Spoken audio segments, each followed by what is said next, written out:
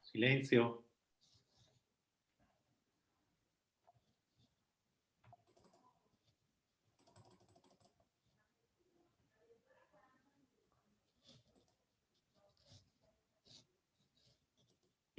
Quando vuole, professore. Cari amici della Levi, ben ritrovati a questo nostro tradizionale appuntamento settimanale. È un appuntamento di grandissimo interesse, dedicato ad una delle grandi icone della storia della musica, che è Victor De Sabata. Il titolo è molto interessante di questo nostro appuntamento: De Sabata, direttore d'orchestra, come tutti lo conosciamo, ma anche come compositore. Saluto i due ospiti, cui sono veramente grato della loro partecipazione. Stella De Sabata in primis, che parlerà del nonno, del suo rapporto con Venezia, proponendo dei materiali d'archivio di questo grandissimo direttore d'orchestra, e sarà affiancata dal maestro Alessandro Marangoni, che illustrerà e ci farà anche ascoltare alcuni brani tratti dal repertorio del maestro. Stella De Sabata si occupa da diversi anni di politiche sanitarie, di prevenzione in campo oncologico e del diabete. Ha lavorato anche con organismi internazionali non governativi e con le Nazioni Unite. Per l'Associazione di Cultura Musicale Victor De Sabata ha curato l'eredità, una ricerca sull'eredità artistica del maestro, e ha trascorso anche molte ore in archivi fisici e virtuali. E direi che proprio in occasione di una sua visita alla Fondazione Levi che ci siamo conosciute, veramente ho apprezzato la sua grande cura, dedizione proprio nel riscoprire tutte le tracce della presenza veneziana di De Sabata, e da parte nostra è stato anche un grande onore averla proprio all'interno della nostra biblioteca, perché sono proprio queste visite che la rendono preziosa agli occhi della comunità scientifica. Nel lasciare la discussione aperta ai nostri due ospiti, mi preme anche sottolineare una cosa: tra le tante cose di cui si parlerà del Marcante di Venezia, quest'opera del 33 appunto di De Sabata, una produzione per la Biennale del 34, regia di Max Reinhardt, e questa è l'ultima composizione originale completa di De Sabata.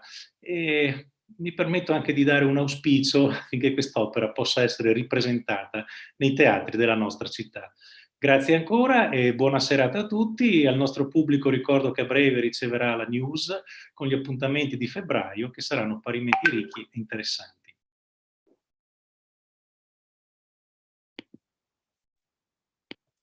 Mille grazie Roberto per l'invito, che Alessandro ed io accogliamo con grande piacere. Spero che mi sentiate. Purtroppo questa è la frase di tutte le conversazioni in streaming, ma mi hanno detto che il mio microfono fa un po' di bizze.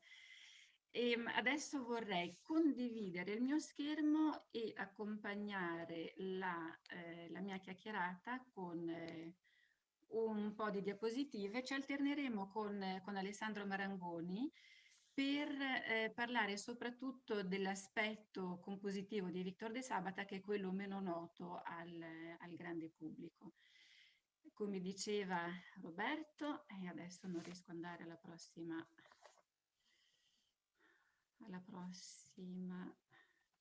mi dispiace, e vabbè, dovrò fare senza materiale allora, se non mi aiuta Fabio. Comunque, abbiamo cominciato con... Scusi, ma provi a uscire un secondo, non uscire, ma ok, provi ad entrare un secondo.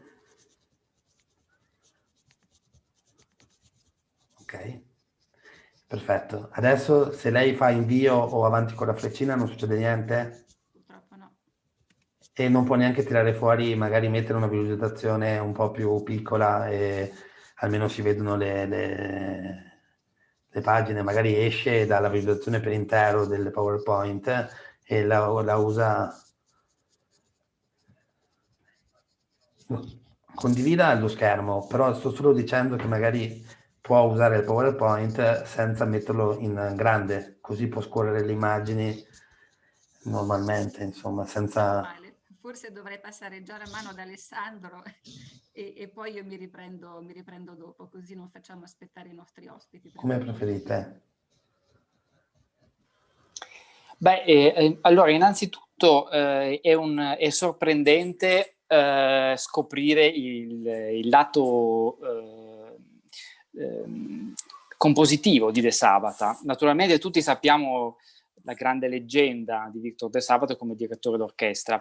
Io non sapevo praticamente nulla di questo aspetto, ma grazie all'amico Aldo Ceccato, con cui ho avuto la fortuna di fare molti concerti, durante uno di questi nostri concerti il maestro appunto mi disse che De Sabata aveva scritto anche della musica per pianoforte, e infatti ci sono 3 pezzi che sono molto brevi ma sono assolutamente straordinari, che sono nel 1918, e tra l'altro abbiamo la fortuna finalmente di avere una riedizione da parte dei Ricordi, quindi sono nuovamente disponibili, perché il problema di queste partiture era appunto naturalmente la sua sepoltura negli archivi, ecco, di biblioteche o conservatori. Peraltro appunto la musica di De Sabati, i 3 pezzi pianistici si trovano anche alla Fondazione Levi. È diciamo un po' una sintesi, ecco, dell'aspetto diciamo della sua sapienza compositiva, ma anche della sua sapienza come pianista, perché De Sabata sapeva suonare innanzitutto tutti gli strumenti, cosa straordinaria, cioè poteva benissimo scendere dal podio e mostrare appunto al primo trombone come fare un passaggio proprio tecnicamente, oppure la pedalizzazione dell'arpa. Insomma, aveva un'abilità assolutamente fuori dalla norma, come pochissimi nella storia, ma sapeva naturalmente suonare benissimo il pianoforte, e ne ho una testimonianza diretta sia dal maestro Ceccato, appunto, che più volte l'ha sentito suonare il pianoforte, ne è rimasto sbalordito, ma intendo dire appunto il maestro De Sabata suonava a memoria e con nessuna difficoltà pezzi trascendentali come Scarbeau di Ravel, o che so, Islamè di Barakir. Poi si divertiva anche a suonare alcuni studi di Chopin trasportandoli un tono sopra, un tono sotto, insomma, vabbè, cose che entrano, diciamo, nella mitologia, che poche persone al mondo riescono a fare.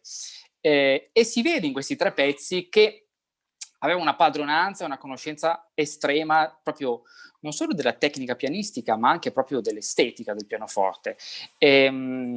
Magari, ecco, possiamo, se Fabio gentilmente ci fa sentire il primo di questi 3 pezzi, che si intitola Kalin, molto breve, e poi magari ne commentiamo uno per uno brevemente.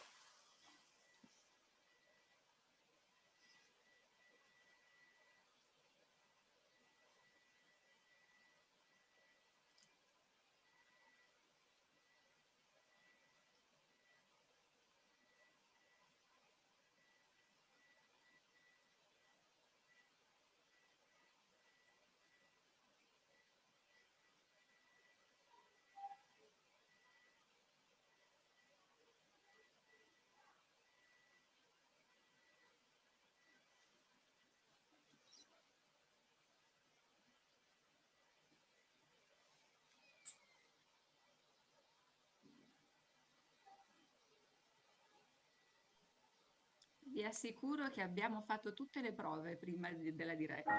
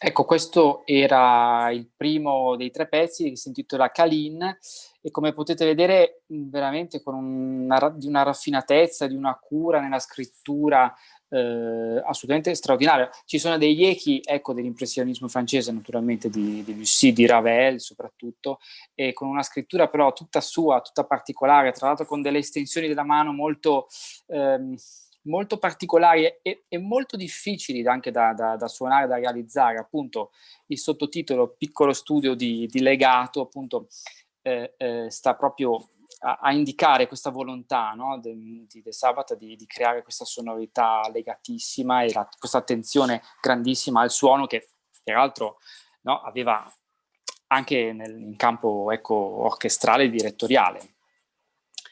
Ripasso magari la parola a Stella.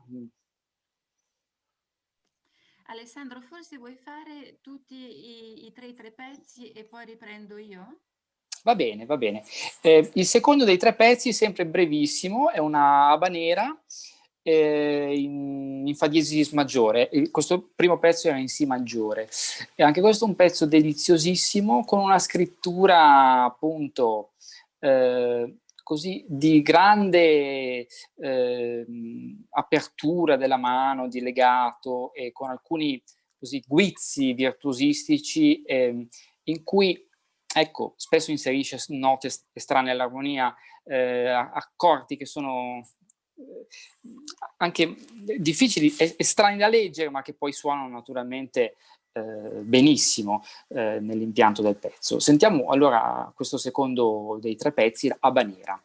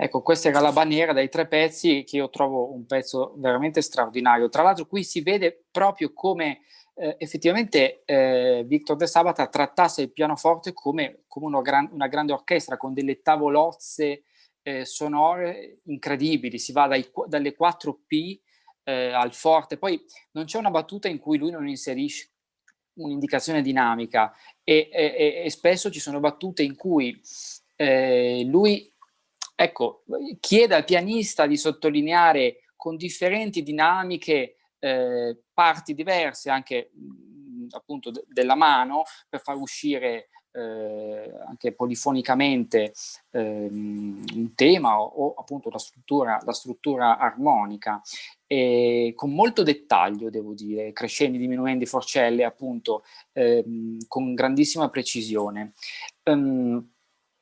E si passa poi a un pezzo totalmente diverso. Diciamo che questa serie di 3 pezzi non ha un filo conduttore, sono 3 pezzi così di carattere diverso tra loro, e quest'ultimo spezza un pochino così quest'aura impressionistica, diciamo, con un altro amore di De Sabata, cioè il jazz, il cakewalk. Infatti è un cakewalk che intitola Do You Want Me? Sentiamolo e poi lo commentiamo brevemente.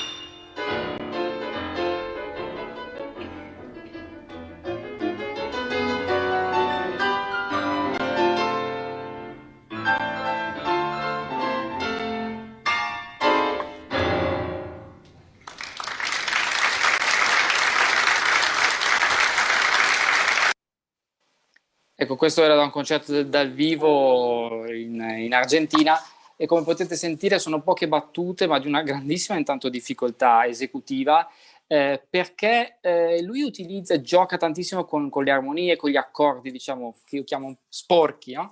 con delle armonie veramente ricercatissime e anche, diciamo, difficili da leggere, no? A prima vista. Si è divertito con questo pezzettino che dimostra veramente una padronanza assolutamente straordinaria, insomma, come dicevo prima, sia compositiva che di quello che è realizzabile al pianoforte. E aggiungo così, a favore ancora di questi pezzi, io ho avuto la fortuna di suonarli, faccio sempre un test, no? Quando c'è del repertorio poco conosciuto, e li ho suonati un po' ovunque, dal Canada agli Stati Uniti alla Cina.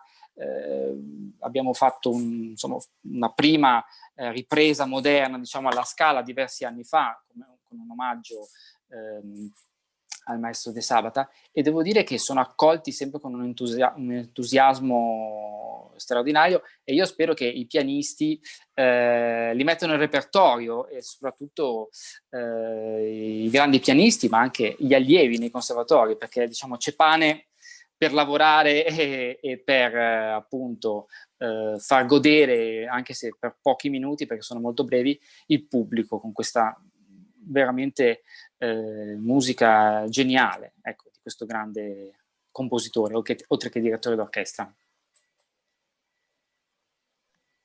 Grazie Alessandro anche per avermi salvato da questo piccolo problema tecnico. Adesso ho mandato le diapositive in regia e me le passeranno loro.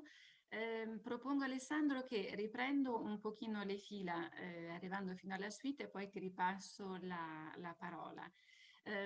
Forse dovresti anche dire ai nostri ascoltatori perché ti vediamo in video e ti ascoltiamo dal disco. Beh, perché diciamo non è stato possibile andare in uno studio oggi, e perché soprattutto, come sapete, è difficile nello streaming avere una qualità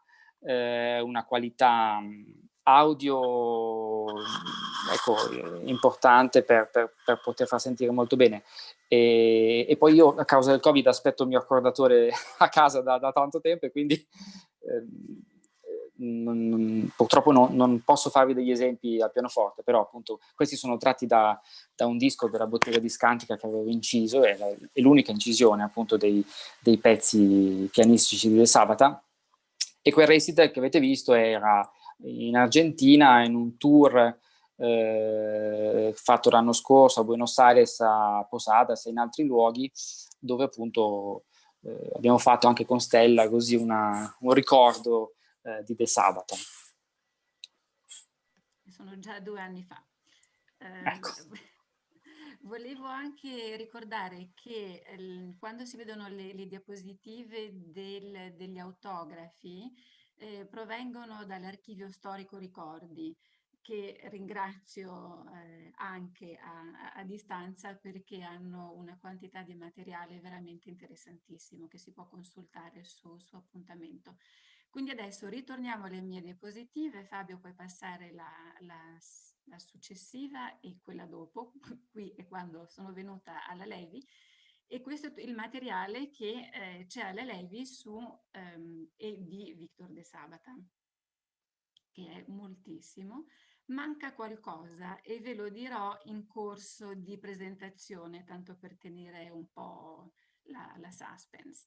E come si diceva, vogliamo tenere il tempo per gli esempi musicali, quindi faccio veramente una carrellata, una galoppata sui riferimenti essenziali e biografici della carriera di De Sabata, che è nato nel 1892 a Trieste in una famiglia musicale. Suo padre era maestro di canto e direttore dei cori all'Opera di Monte Carlo, sua mamma cantante, anche musicista. La famiglia si sposta a Milano, la prossima Fabio per favore, perché Victor potesse frequentare il conservatorio. All'età di 9 anni è già ammesso a seguire i corsi di composizione. In queste foto lo vedete con dei compagni di corso in occasione di un concerto, e poi con i suoi professori ed altri studenti già un po' più avanti con gli anni. Nella prossima diapositiva vediamo il voto finale dell'allievo De Sabata e l'abilitazione all'insegnamento della composizione. Si era naturalmente distinto durante gli anni, lo conoscevano sia professori che il mondo musicale esterno, e nella prossima diapositiva vediamo che il lavoro del saggio di diploma è stata una suite per grande orchestra in 4 tempi, che è stata ripresa immediatamente nelle sale da concerto sia a Milano che a Roma, per poi essere rappresentata altrove.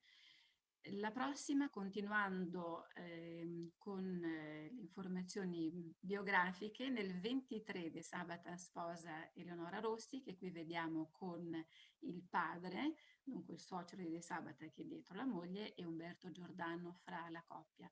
A destra vedete i figli di Victor e Nori De Sabata, in alto mio papà Elio, che vi saluta, che è nato nel 29, e sotto a Elio si aggiunge Liana, che vi saluta, mia zia. Non dirò la data di nascita perché non si dice per le signore. E nella prossima diapositiva vediamo Victor De Sabata già anziano. Dopo il tremendo attacco di cuore si era ritirato a Santa Margherita Ligure, dalla quale poi si spostava per andare a Milano per seguire i suoi affari alla Scala. Ricordando brevissimamente la carriera direttoriale, prossima diapositiva, i primi anni, la prima decina d'anni li passa a Monte Carlo come direttore stabile che presentava le opere del repertorio italiano. Ciò nonostante nel 25 per esempio dirige in prima assoluta L'Enfant et les Sortilèges di Maurice Ravel, e qui vediamo riprodotta una lettera di ringraziamenti veramente accurati di Ravel a De Sabata, che aveva fatto un lavoro molto compiuto con l'orchestra in condizioni anche un po' difficili, perché la musica arrivava in ogni momento e praticamente l'opera era stata terminata praticamente andando in scena. La diapositiva successiva, un'altra orchestra alla quale è stato molto legato De Sabata, l'orchestra dell'Accademia di Santa Cecilia, con la quale ha diretto oltre 80 concerti, e qui si vede riprodotta il programma del suo primo concerto giusto 100 anni fa.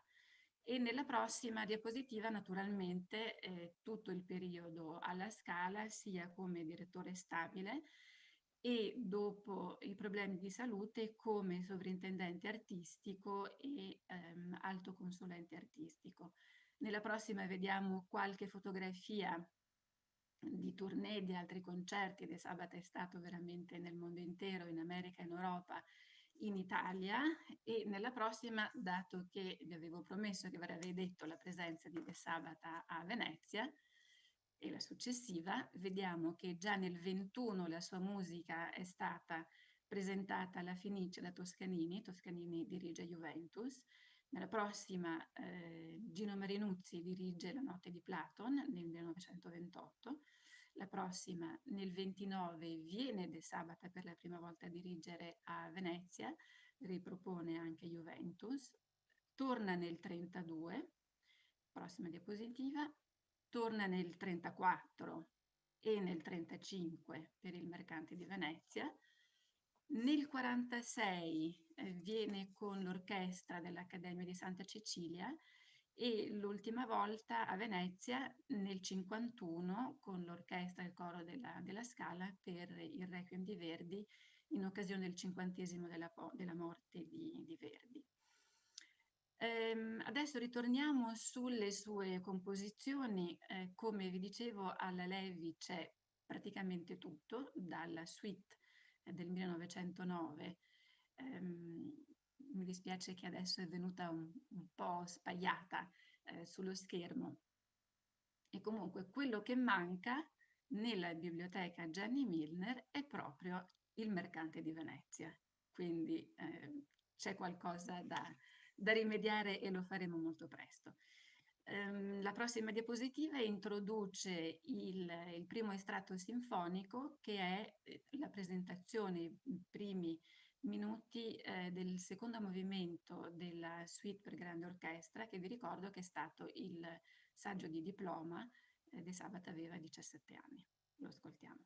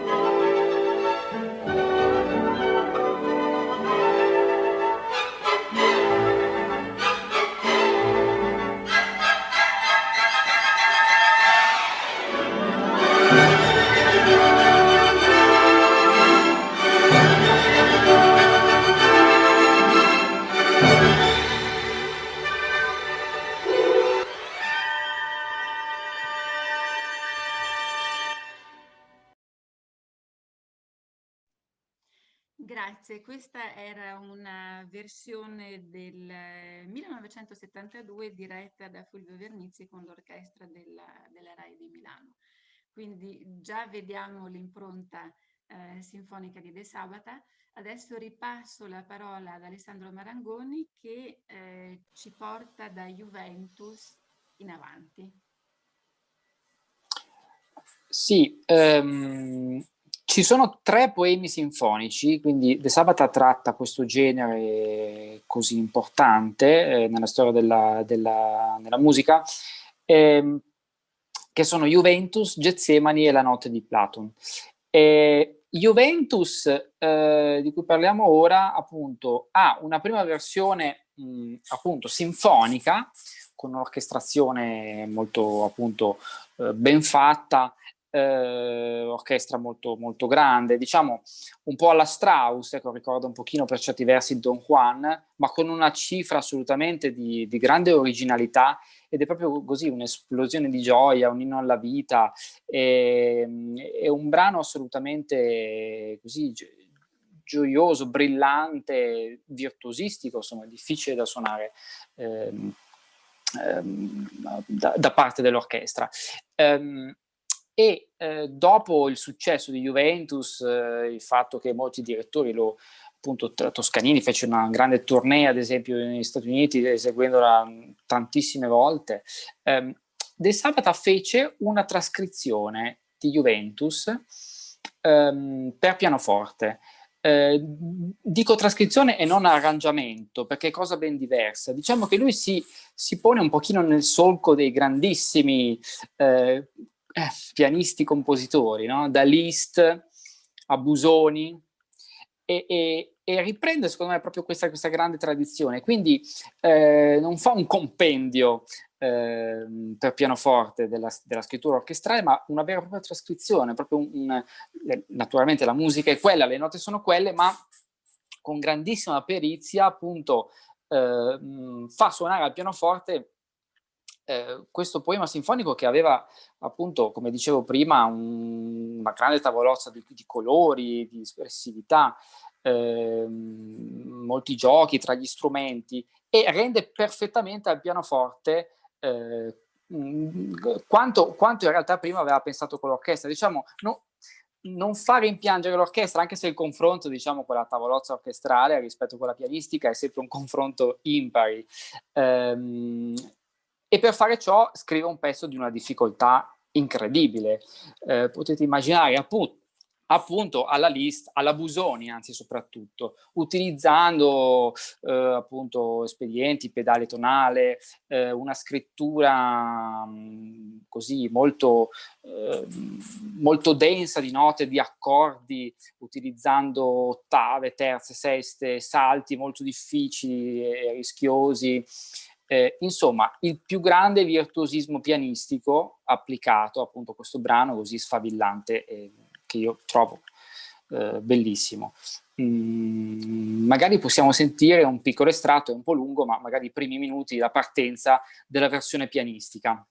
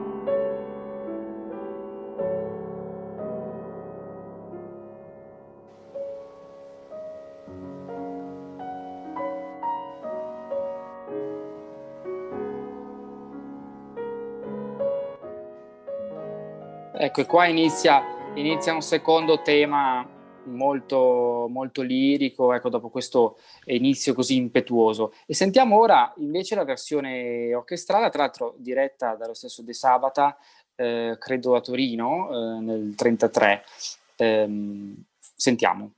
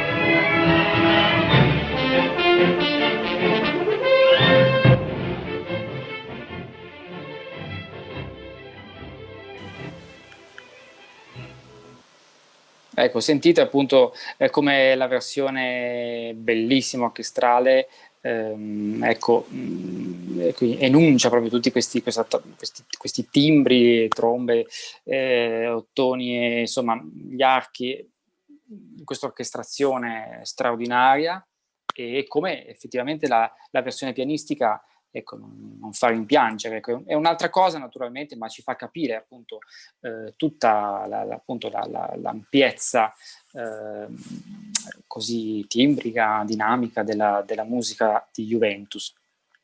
Non so se Stella vuole dire qualcosa in aggiunta a questo.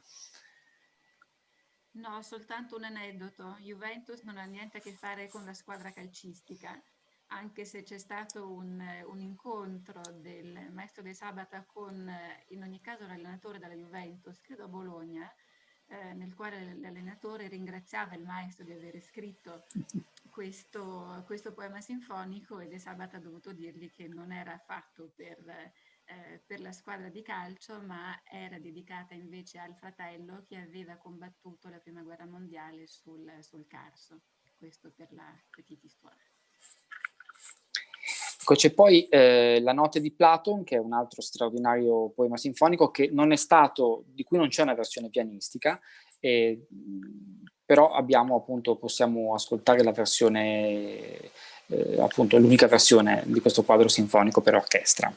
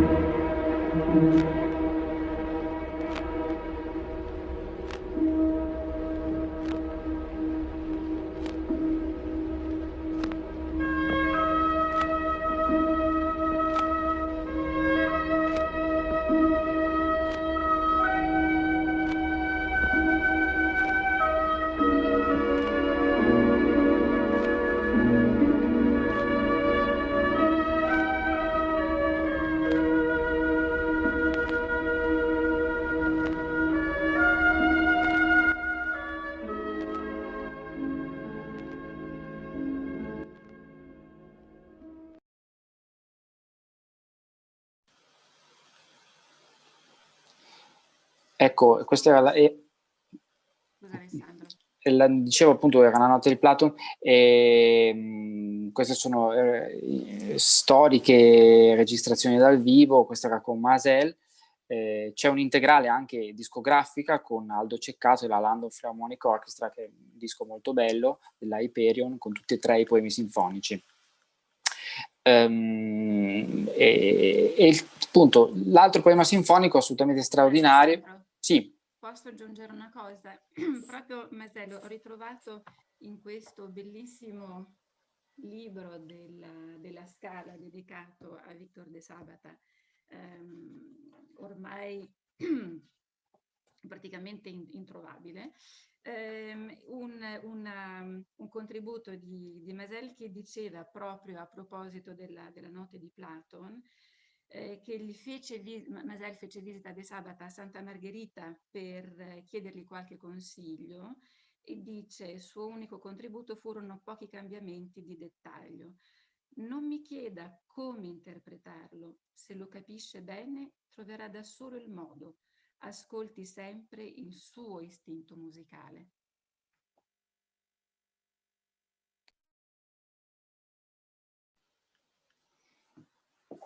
È molto bello, e questo, appunto, dicevo che il terzo di Poema Sinfonico, Getsemani, è un altro pezzo eccezionale, di una eccezionale fattura, diciamo più articolato, un pezzo più lungo, di cui appunto c'è anche una versione, una trascrizione pianistica di De Sabata stesso. Questo è un pezzo così di grandissima ispirazione religiosa. Naturalmente Getsemani si riferisce alla notte dell'orto, e c'è proprio, diciamo, un testo con il quale De Sabata correda la partitura, che lui scrive: scende la sera sull'orto santo, una strana pace nell'ombra, un'immobilità magica trasfigura le cose ed il silenzio. Tutto s'ammanta di soave malinconia. O Getsemani, o zolle, o fronde sfiorate dal Salvatore, quando in lontani crepuscoli veniva alla vostra solitudine, anelante di tregua, dopo le nere giornate di Gerusalemme. Il cuore trabocca di evocazioni sante e vi adora e vuole addormentarsi così fra i vostri ricordi e sognare. Uno squillo arcano echeggia nel cielo, la stellata immensa trasale e converge lente piogge d'astri verso la terra santa.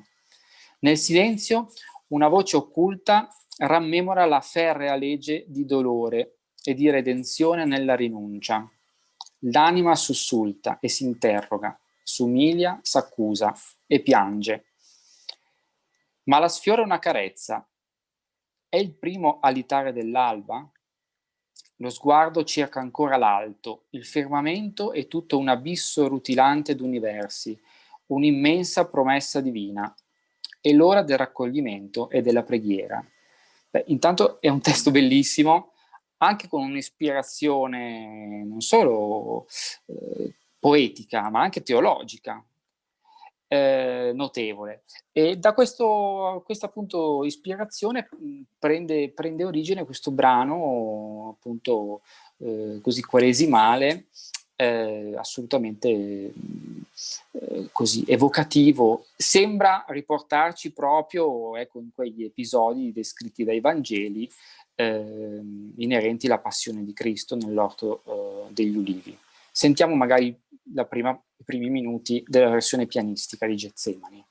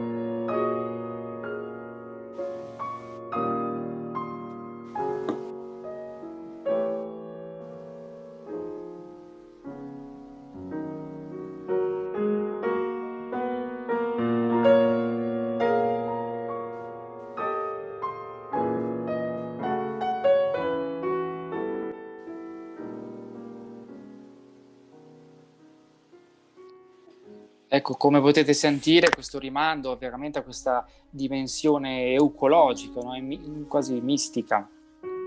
Sentiamo invece la versione orchestrale di Getsemani.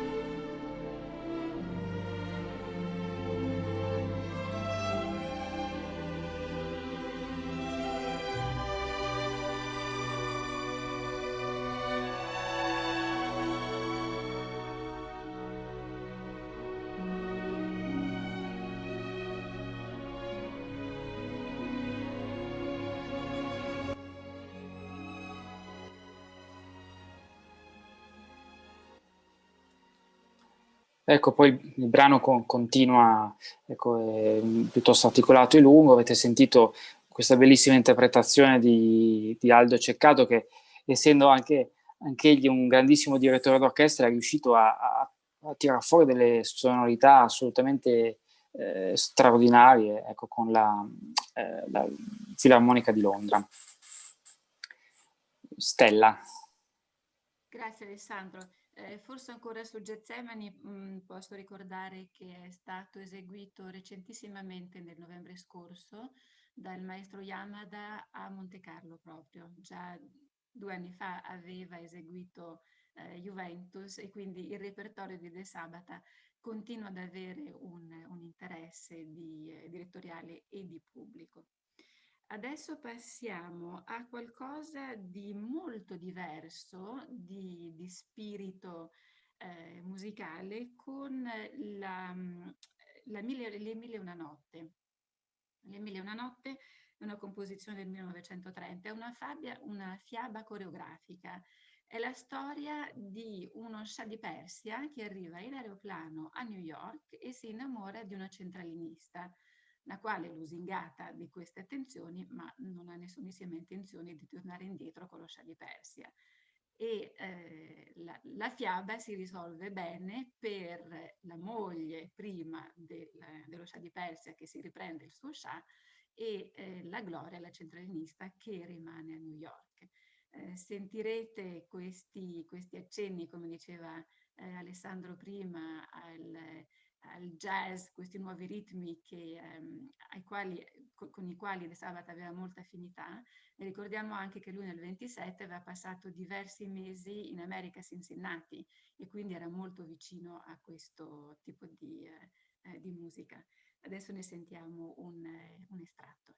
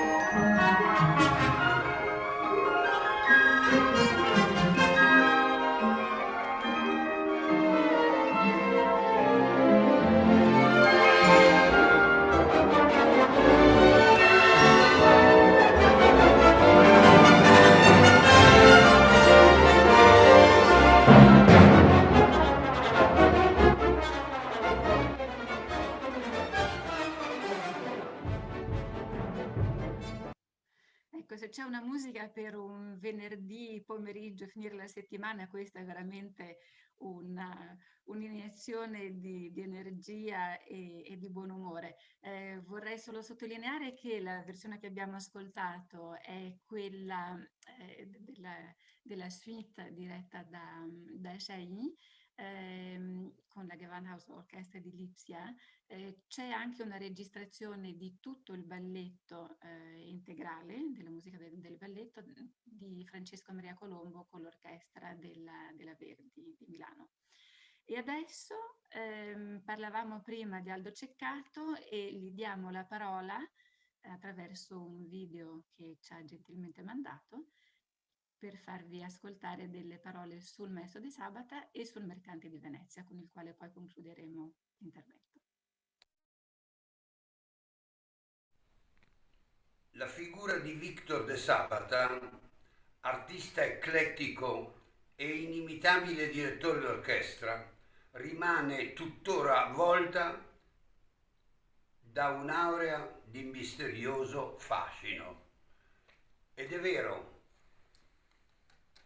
Victor de Sabata è stata una figura più unica che rara nel mondo della direzione d'orchestra della storia, in quanto non solo direttore d'orchestra, ma come tutti i grandi direttori d'orchestra, inizialmente era un compositore di grandi linee di invenzione, con una armatura tecnica compositiva straordinaria, non solo perché aveva raggiunto il diploma di composizione al Conservatorio di Milano, ma perché, essendo forse stato l'unico personaggio sulla scena della direzione d'orchestra mondiale a conoscere e a suonare ogni strumento dell'orchestra. Quindi il dominio su questo poliedrico strumento che è l'orchestra era assoluto. Quindi De Sabat è stata una figura leggendaria anche sotto questo profilo. Ma le sue composizioni, compreso Il Mercante di Venezia, che è stata la sua ultima composizione compiuta all'opera Lisistrata, che effettivamente aveva iniziato ed era arrivato a un buon punto della composizione, ma con gli eventi della guerra e della sua situazione di salute non gli aveva permesso di terminarla. De Sabata conosceva questo mondo orchestrale in maniera magistrale, in quanto si avvicinava alla composizione non con degli schizzi preliminari, con degli appunti, no, di getto scriveva subito per orchestra, proprio perché questo meraviglioso strumento, che è l'orchestra, lo sottolineo, gli dava spunti e stimolo a una fantasia straordinaria, e le sue composizioni lo provano in maniera inconfutabile. Molti lo accusavano di essere straussiano. De Sabat era un grande ammiratore di Strauss, anzi è famoso un famoso incontro di De Sabat con Richard Strauss, il quale gli manifesta tutta la sua ammirazione e la sua venerazione, dicendogli: maestro, io ho imparato a memoria tutte le sue composizioni. E Strauss, con un sorriso benevolo, dice: ma mi sembra un po' esagerato. No, De Sabato, dice, mi metta alla prova e io posso confermarle quello che le ho detto. Allora Strauss prende un foglio di carta pentagrammata e lo sottopone a De Sabata e dice: adesso mi scriva la Salomè dalla fine all'inizio. E De Sabata, senza esitare, incomincia a scrivere a memoria, naturalmente, dalla fine in maniera retrograda la Salomè. Dopo 3 misure, scrivendo tutte le note dell'orchestra in partitura e delle voci dei cantanti, naturalmente, Strauss con le lacrime agli occhi lo ferma e lo abbraccia, stupito di questa sua memoria mostruosa, memoria che lo ha portato, insieme ad altre eccezionali dote, a dominare l'orchestra di tutto il mondo, perché dirigere a memoria comporta anche una possibilità di controllo e di dominio su tutta una falange orchestrale.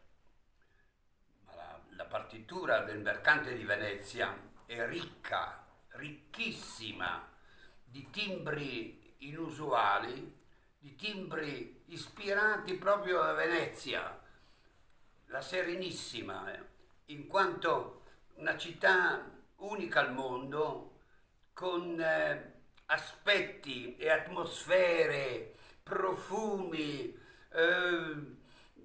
elementi che hanno giovato e stimolato la fantasia di De Sabata, e creando una partitura di molto complessa ma di non facile realizzazione, e accompagnandosi al libretto, al lavoro di Shakespeare, idealmente, ma soprattutto accoppiandosi alla regia veramente geniale di Max Reiner, allora il più grande regista esistente, creando uno spettacolo indimenticabile, e che si auspicherebbe che la città di Venezia, in Campo San Trovaso, oggi ricostruisse questo spettacolo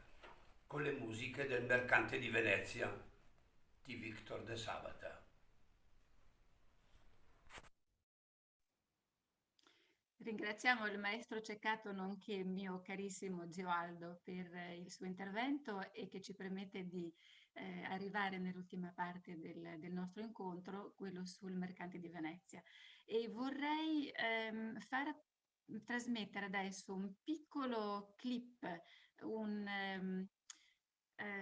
sì, un estratto dall'archivio storico Luce, che ci riporta proprio nel 1934, mentre stavano preparando Campo San Trovaso per il Mercante di Venezia.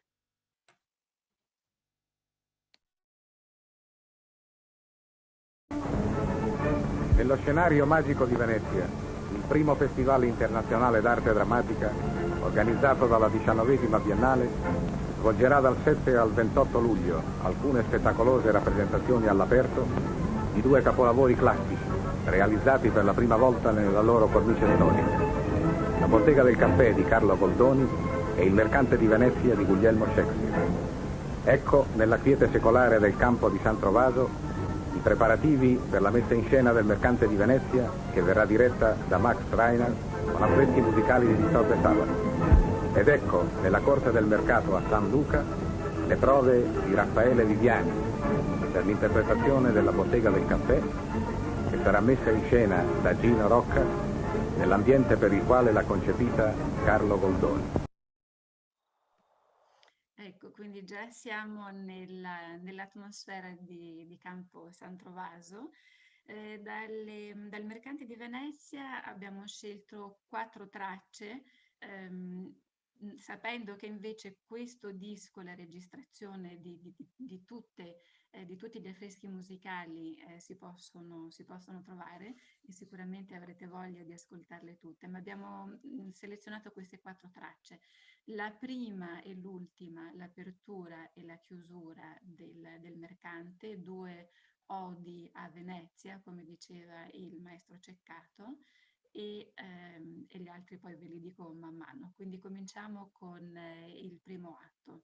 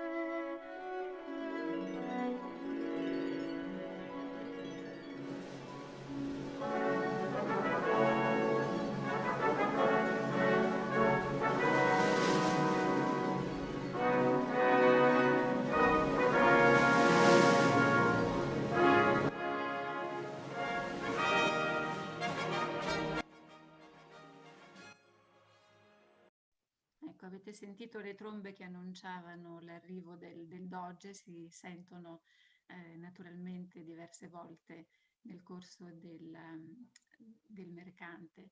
Il secondo brano è l'arrivo del principe del Marocco. Vi ricorderete che Porzia, alla morte del padre, prima di morire, aveva lasciato delle indicazioni per chi avrebbe potuto sposare Porzia, che doveva essere una persona per bene, e quindi li metteva alla prova. C'erano 3 scrigni, i pretendenti dovevano trovare, indovinare, con un indovinello che gli veniva posto, qual era lo scrigno che racchiudeva il ritratto di Porzia.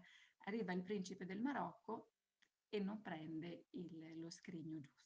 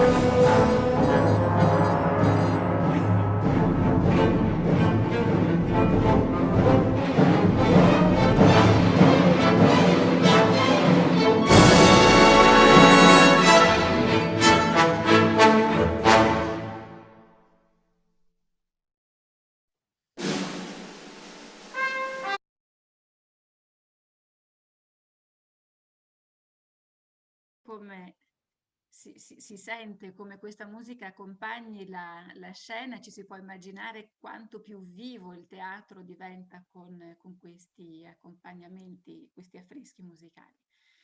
Non può naturalmente mancare il momento del processo, quando Shylock rivendica la libra di carne di Antonio, dato che Antonio non può estinguere il debito, ma Porzia, sotto le spoglie di un avvocato, gli dice sì, 1 libra, ma non una stilla di sangue, perché chi fa versare il sangue a un veneziano viene poi condannato a morte. E quindi siamo adesso nel 4º atto.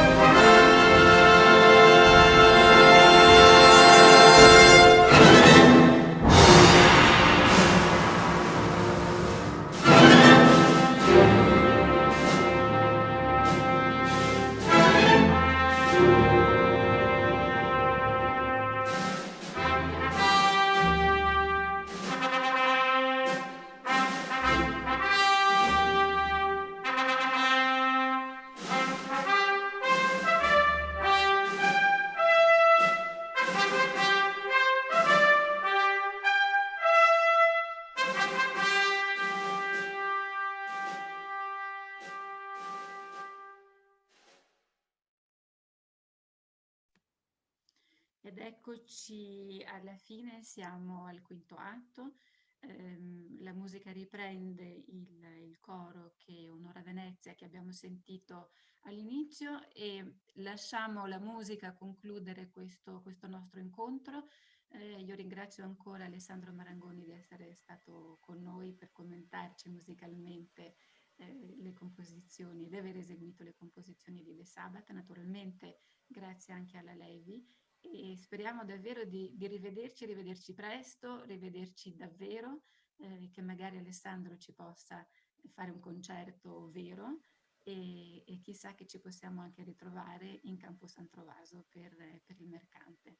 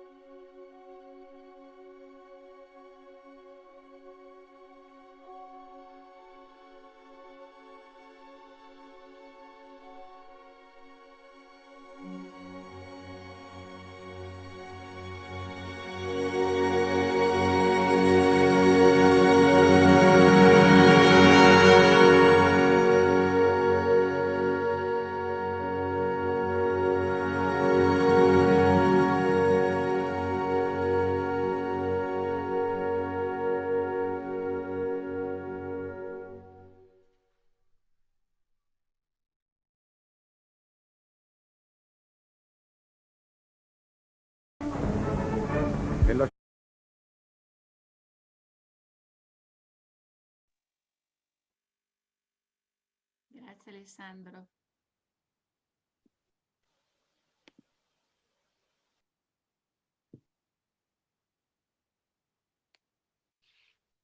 Eccoci.